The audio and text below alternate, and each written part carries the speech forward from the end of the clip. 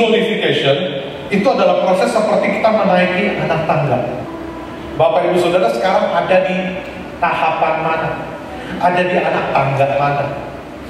Mungkin kita belum mulai naik nih Bapak Ibu Saudara, belum mulai naik.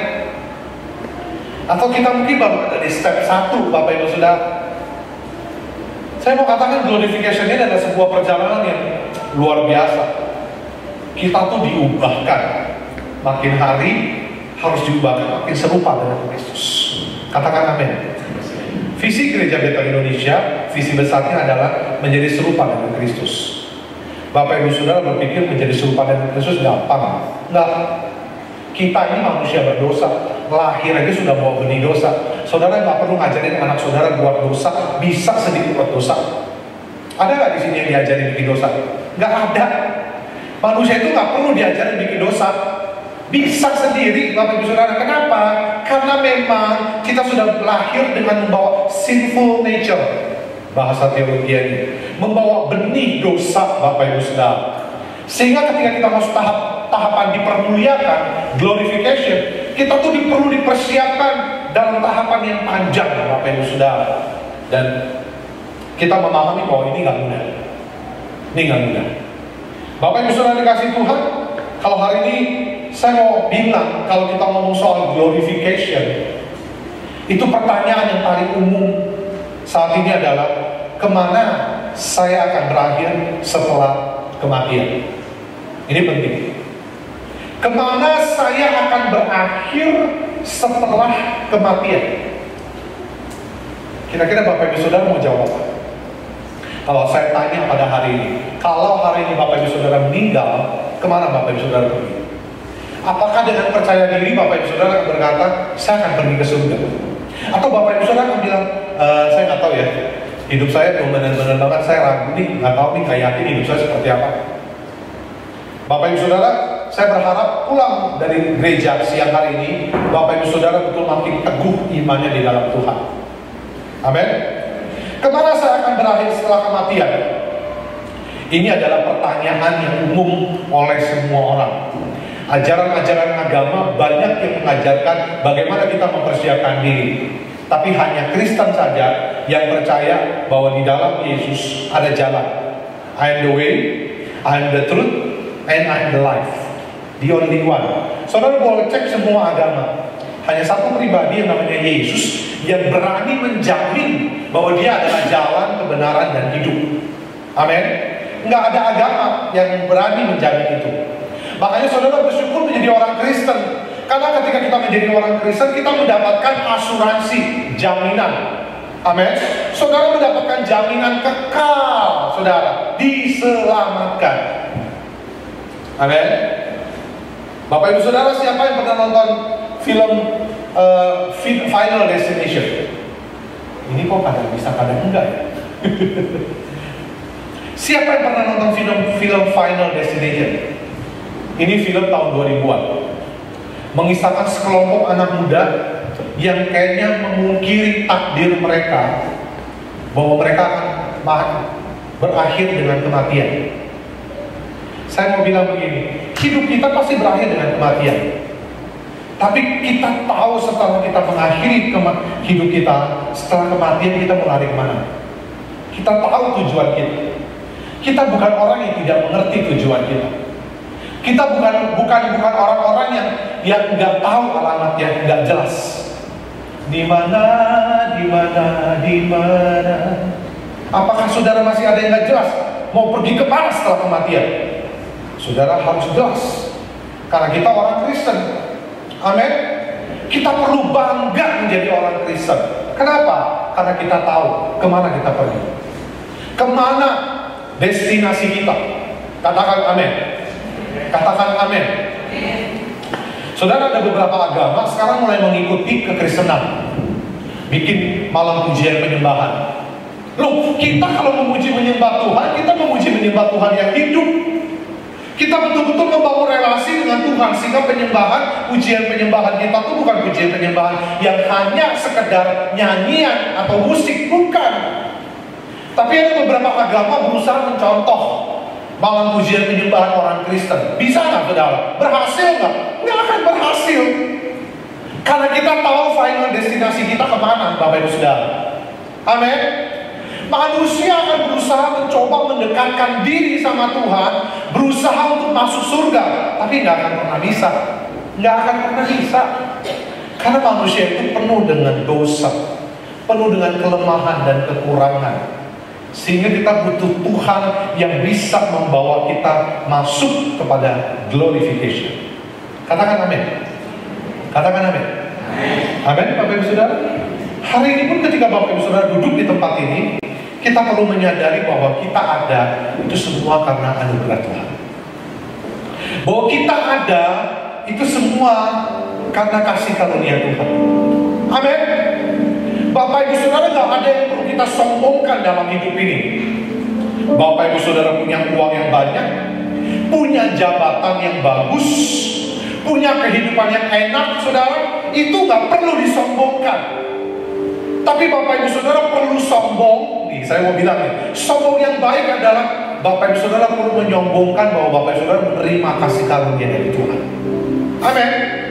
Alexander Agung ketika dia meninggal, dia minta 3 hal dalam hidupnya. Yang pertama adalah dia minta dokter yang mengobati dia itu mendampingi dia selama perjalanan dia menuju pemakaman. Karena ternyata dokter yang hebat di muka bumi pun tidak bisa menahan kematian, Bapak Ibu Saudara. Karena kematian itu ditentukan oleh Tuhan. Lalu kedua, dia minta begini, sepanjang perjalanan peti mati saya, tolong disebarkan uang sepanjang jalan tersebut.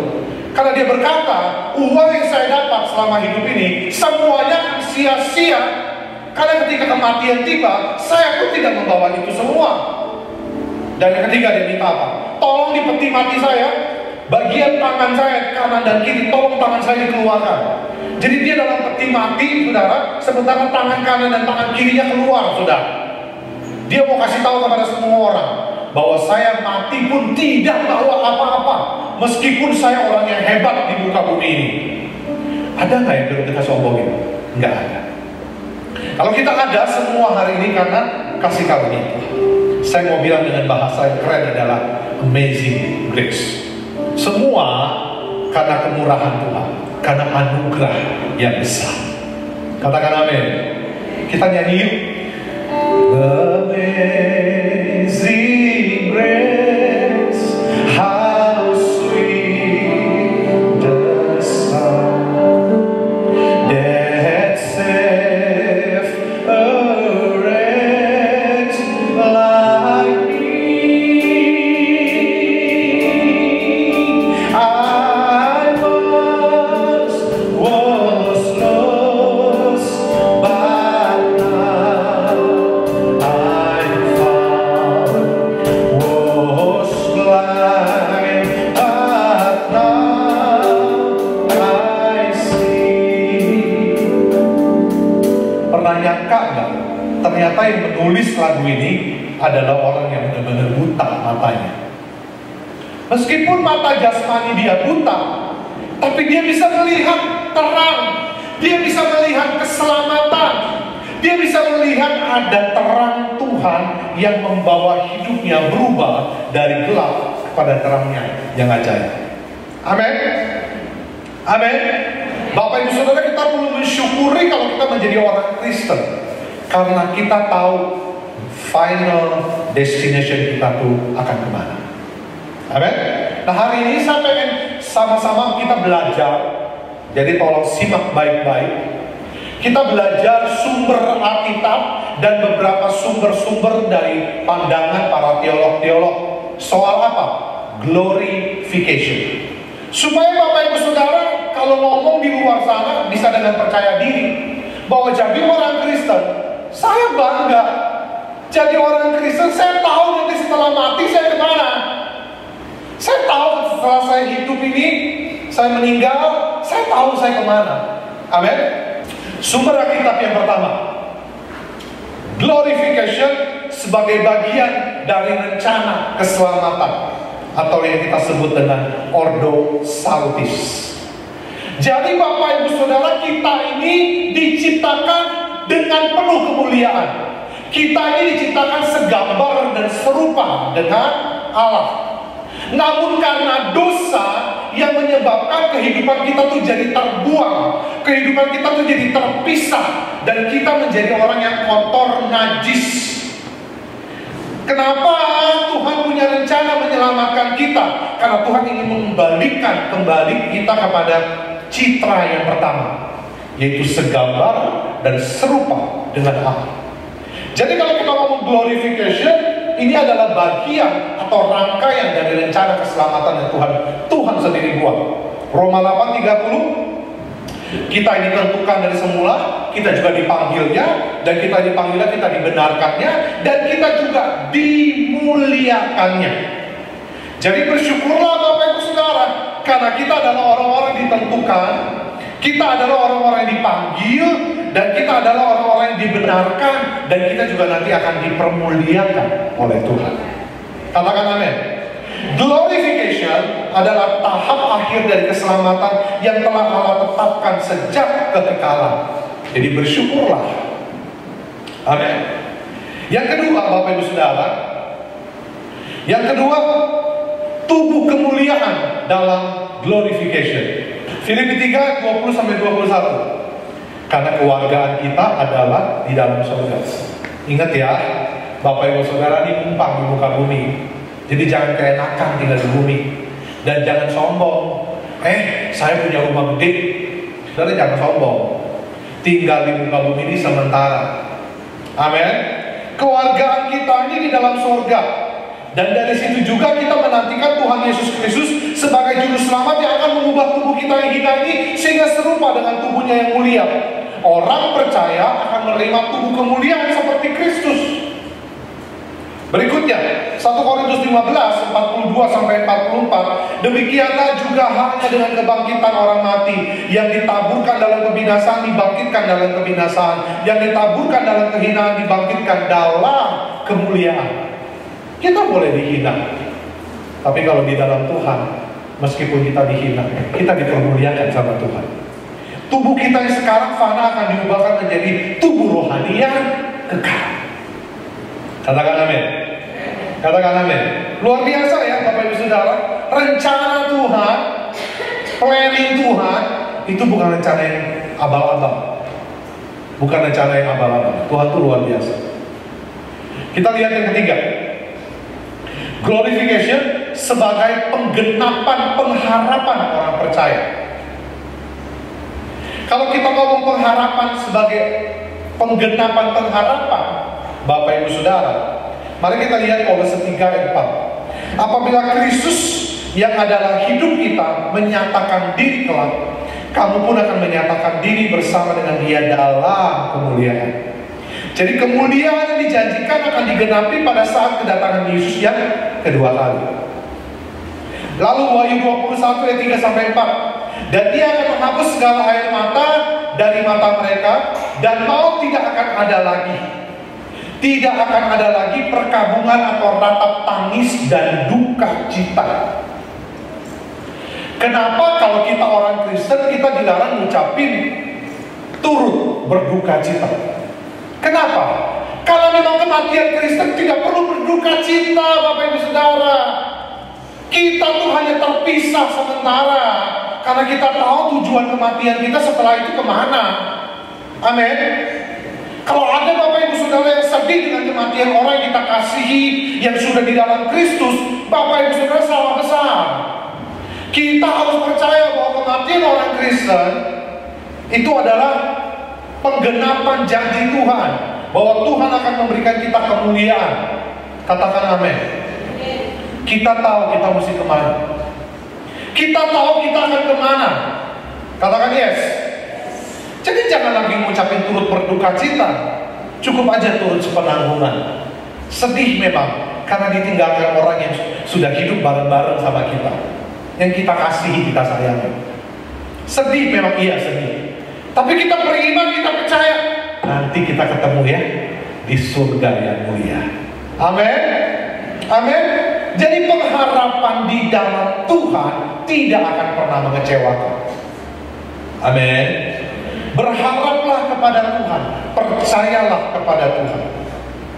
Jadi ini dasar dasar yang harus betul-betul Bapak Ibu Saudara pahami sebagai orang Kristen, bahwa glorification sebagai penggenapan pengharapan orang percaya, dan pengharapan kita tidak akan pernah sia-sia. Amin. Nah, ini sumber Alkitabiah yang mau saya sampaikan kepada kita semua. Sekarang kita lihat sumber teologia sistematika. Yang pertama kita lihat dari Louis Berkhof. Dia adalah pakar teologi yang menulis soal sistematika teologi. Dia berkata begini: kalau ngomong soal glorification, ini adalah sebagai tahap akhir dari keselamatan, di mana manusia menerima kemuliaan dan jiwa dalam kesempurnaan di hadapan Tuhan. Jadi menurut dia, glorification itu adalah tahap akhir di mana kita menerima yang namanya kemuliaan. Dia juga menyatakan bahwa glorification itu menghapus semua akibat dosa. Jadi akibat dosa sudah dihapuskan, memberikan manusia tubuh yang tidak binasa dan memampukan manusia hidup dalam persekutuan kekal dengan Tuhan. Ini menurut Berkhof. Mari kita lihat yang lainnya. Menurut Wayne Grudem, dia juga sistematika teologi. Dia berkata begini: glorification itu adalah kesempurnaan akhir yang diberikan Tuhan kepada orang percaya. Saudara dan saya itu diberikan kesempurnaan akhir, terjadi pada saat kebangkitan tubuh. Dan Grudem juga menekankan bahwa glorification bukan hanya kehidupan setelah mati, tetapi juga transformasi tubuh yang nyata dan abadi seperti yang telah dialami Yesus setelah kebangkitannya. Ini menurut Grudem. Nah, sekarang kita mau lihat dari pemahaman teologis Pentakosta. Rodman Williams, dia adalah dari teologi Pentakosta karismatik. Dia berkata begini: dalam perspektif Pentakosta, William menjelaskan bahwa Roh Kudus memainkan peran utama dalam proses glorification.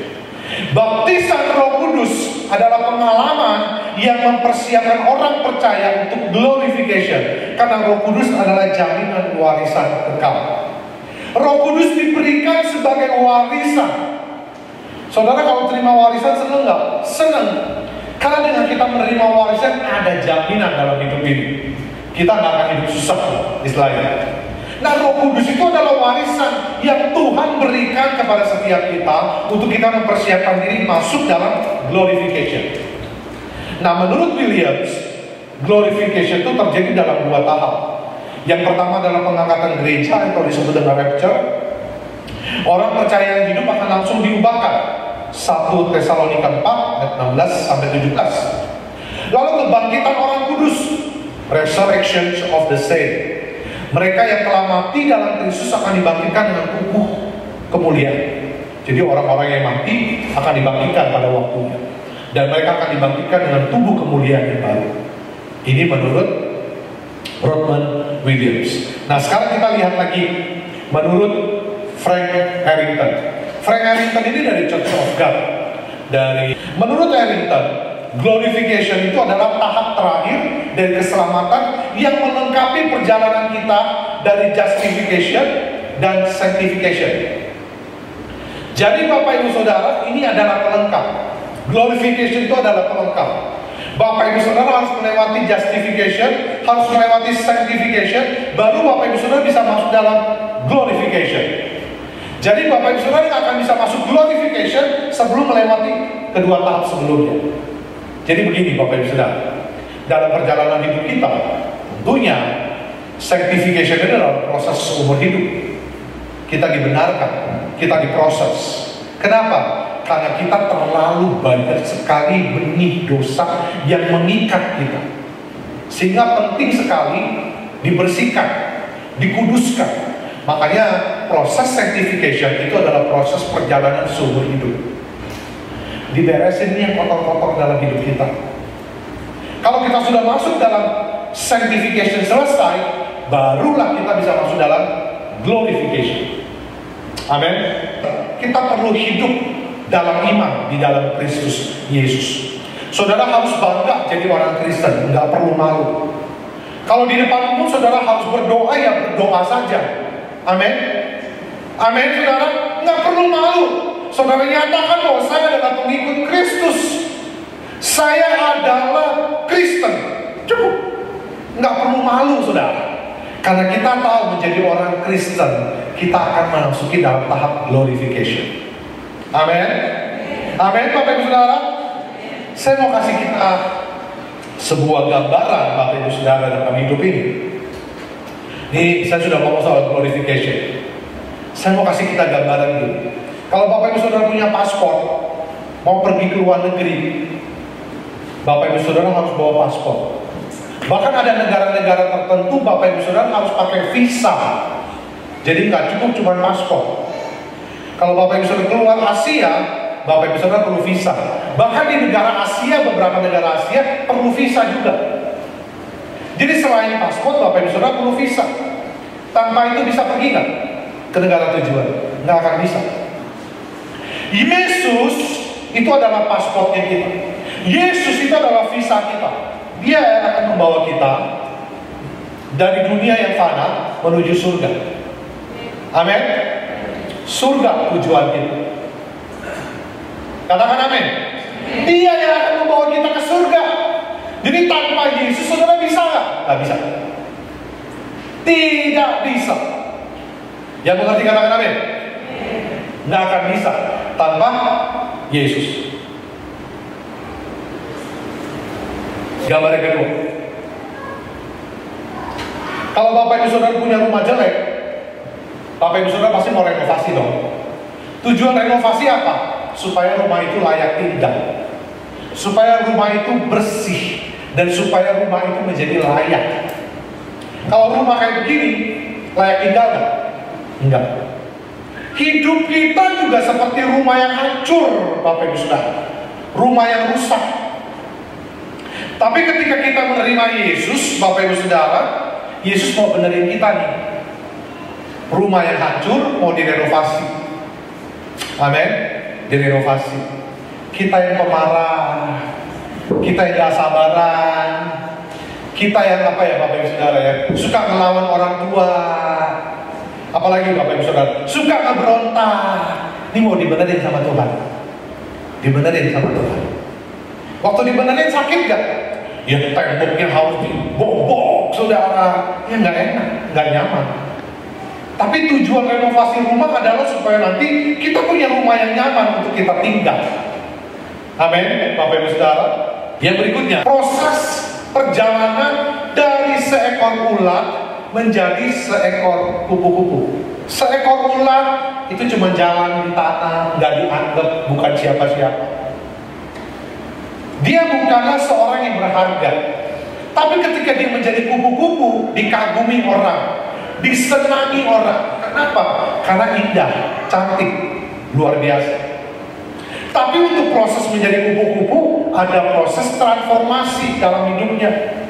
Sama dengan hidup kita. Kita ini ulat yang hina, yang harusnya mati, Bapak Ibu Saudara.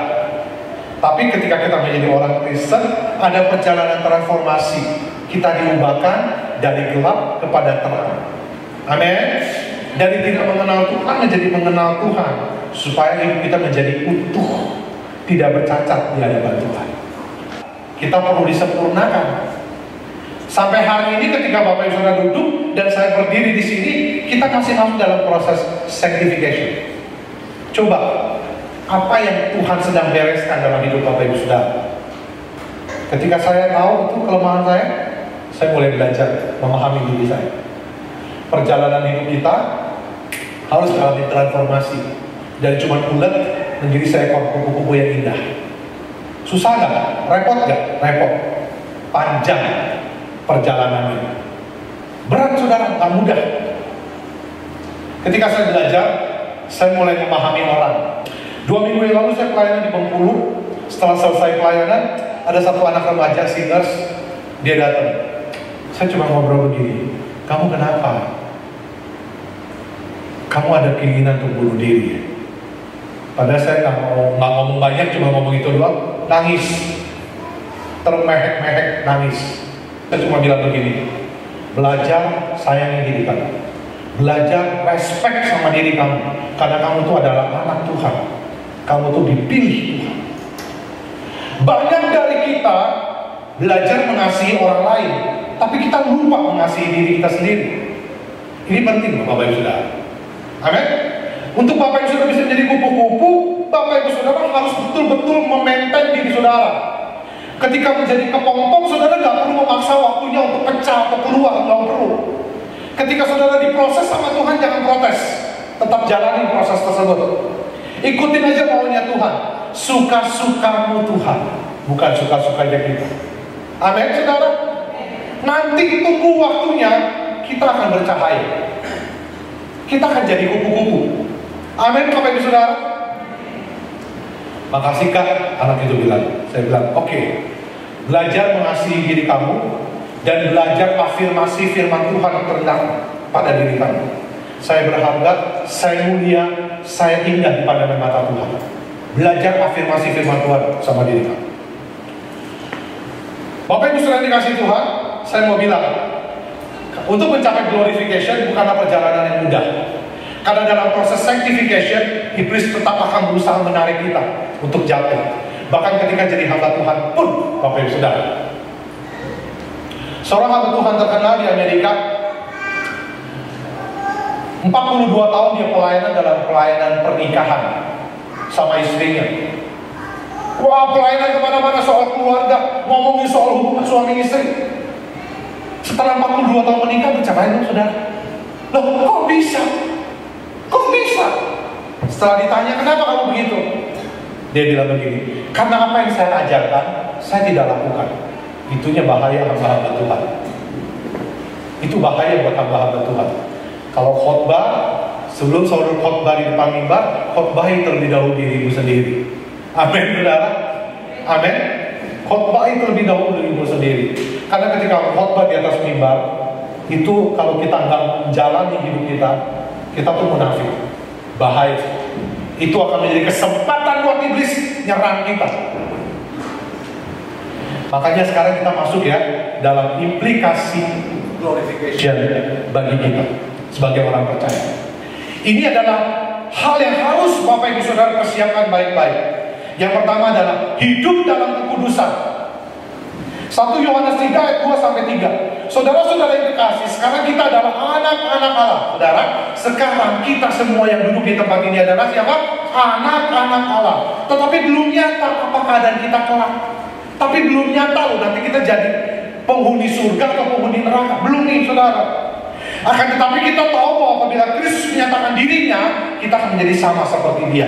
Sebab kita akan melihat dia dalam keadaannya yang sebenarnya. Setiap orang yang menaruh pengharapan itu kepadanya menyucikan diri sama seperti dia yang adalah suci.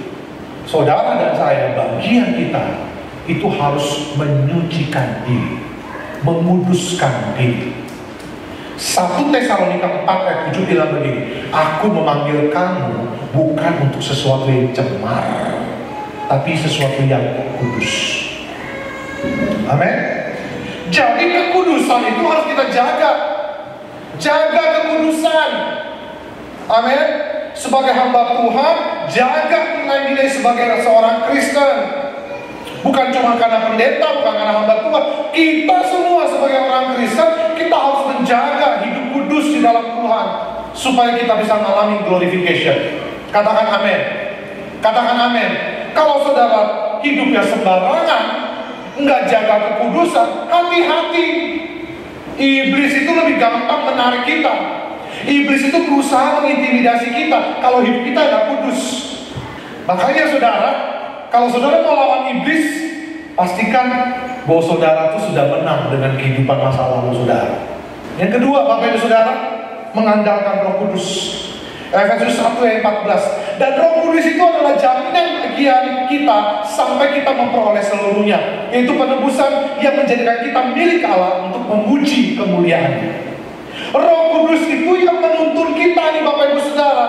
Roh Kudus itu yang menggait kita. Roh Kudus itu yang membawa kita untuk kita sampai dapat masuk dalam kemuliaan. Roh Kudus juga mengingatkan kita, nah jangan lakukan itu, dosa. Roh Kudus itu yang akan menuntun kita. Makanya kalau lagi dituntun, jangan bandel, jangan mengeraskan hati. Filipi 3:20-21, keluarga negara kita itu adalah di dalam surga.